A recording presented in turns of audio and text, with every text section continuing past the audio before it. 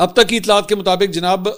For example Rawla coat है, वहां से हमें ये रिपोर्ट आई है कि जनाब वहां पे पहिया जाम हड़ताल जो है ऑब्जर्व की जा रही है। मुजफ्फराबाद के अंदर भी जो है वो यही सूरत हाल है। खासतौर पे रावला कोट के अंदर जो वाकया पेश आया था, जब वहां पे एक उनके कारकुन का जो है वो जनाजा पड़ा गया और उसके बाद सीएमएच के ऊपर जिस तरह हमला हुआ और 4 सिक्योरिटी एहलकार जो है वो शहीद हुए थे, उसके बाद से खास तौर पे रावला कोट जो है वो इस वक्त बहुत ज्यादा टेंस है। इवन दो कुछ जगहों के ऊपर, कुछ स्पॉट्स के ऊपर जो है वो ये खबरें आ रही हैं कि वहां पे मामूल के मुताबिक जो है वो काम चल रहा है, कारोबारी जिंदगी जो है वो रवां दवां है वैसे ही, लेकिन कुछ जगहों के ऊपर जो है वो पहिया जाम हड़ताल इस वक्त चल रही है। और साथ ही साथ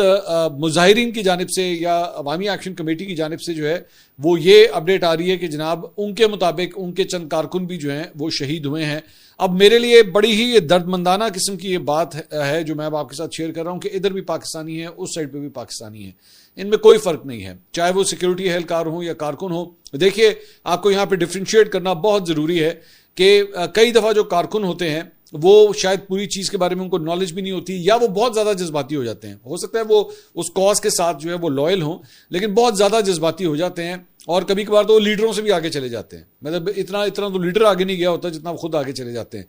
तो ये बहुत जरूरी है कि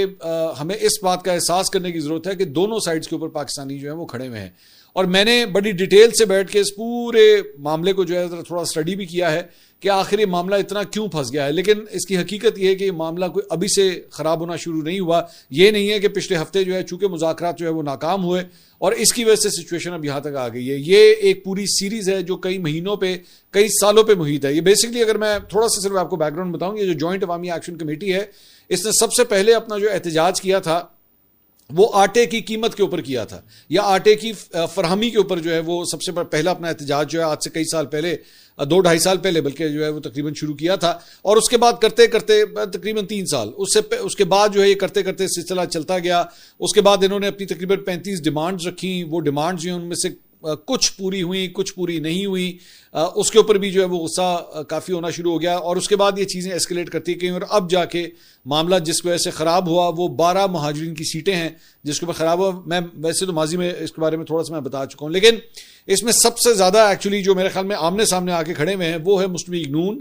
और साथ ही साथ जो मौजूदा जॉइंट अवामी एक्शन कमेटी है, और साथ ही साथ जो आपके मुल्क के दिफाई इदारे हैं वो भी ये समझते हैं कि महाजरीन की सीटें जो हैं वो किसी सूरत, इसके ऊपर कोई कॉम्प्रोमाइज नहीं किया जा सकता और उन्हें किसी सूरत रिमूव नहीं किया जा सकता, जिसकी वजह से ये मामला जो है वहां यहां पर पहुंचा है। जॉइंट अवामी एक्शन कमेटी इवन दो आपने उसे कलअदम करार दे दिया है और उसके जो रहनुमा हैं, जो मेन रहनुमा हैं, उनमें से कई इस वक्त रूपोश भी हैं, लेकिन इसके बावजूद उनकी सपोर्ट कश्मीर के मुख्तलिफ शहरों के अंदर मौजूद है और वो लोगों को मोबिलाइज करने के लिए जो है वो कामयाब भी होते हैं। लेकिन दोबारा मेरा यही सवाल है कि जब अगर आपके एहतजाज के अंदर जो है तशद्दुद का अंसर आ जाए या आपके एहतजाज की वजह से कोई वर्दी वाला जो है वो शहीद हो जाए, तो उसके बाद आपके कॉज को बहुत सवेर हिट होती है और ऐसा नहीं होना चाहिए। कभी भी किसी